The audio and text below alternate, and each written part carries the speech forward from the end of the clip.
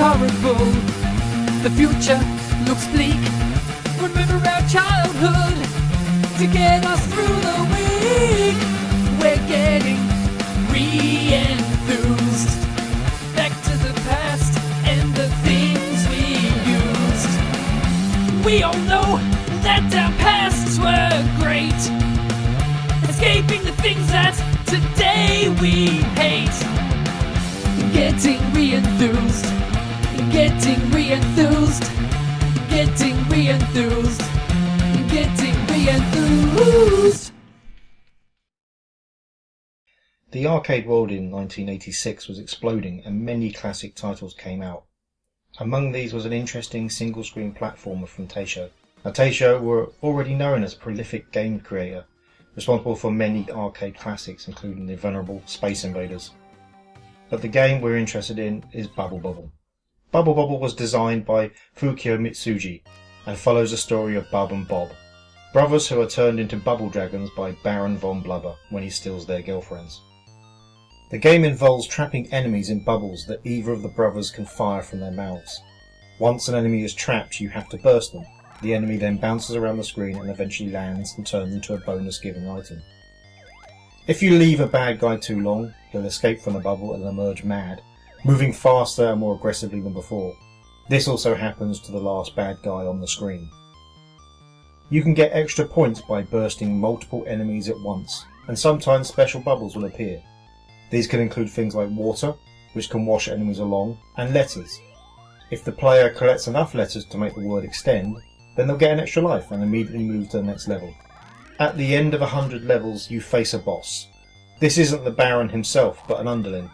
Once you've dispatched him by hitting him with lightning bubbles, you then get the ending screen. This is different depending on how you played the game.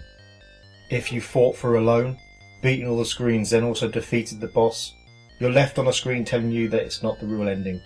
You need to come back with a friend. Yep, to get your girlfriend back and change back from being a dragon, you have to complete the game with 2 players. And even then there's another, harder mode. Complete the game with 2 players in that mode, and you find out the boss was actually your parents who are under a spell. Now, Bubble Bobble was converted to pretty much every platform out there, like most successful arcade games of the time. The version we're playing here is on the FM Towns Marty, and it's pretty much 100% perfect arcade conversion. But the game was pretty simple, and so all of the conversions are pretty good. Bubble Bobble was followed up with a couple of enhanced versions, but the real sequel came out as Rainbow Islands. This is another great game and follows Bub and Bob in their human form, and this time they use rainbows to kill enemies and scale the vertically scrolling levels. The legacy of Bubble Bobble continues with the bubble-popping puzzle title Puzzle Bobble, also called Bust a Move. This is a simple match 3 or more colour bubbles and pop them game, and features Bub and Bob in their bubble dinosaur guise. Whatever machine you love, there's usually a way to play Bubble Bobble. It was released for everything from the Sinclair Spectrum to the first PlayStation, and there's always emulation of course if you can't get an official port. Bubble Bobble is a fun game, and it can get quite taxing on later levels. The inclusion of multiple endings also adds some replayability. I recommend this heartily, and you should also pick up the sequel. Rainbow Islands is another brilliant game. Well, thanks for watching, and if you liked it then please hit like. If you really liked it, please hit subscribe. If you didn't like it, then please leave a comment below telling us why. Happy gaming!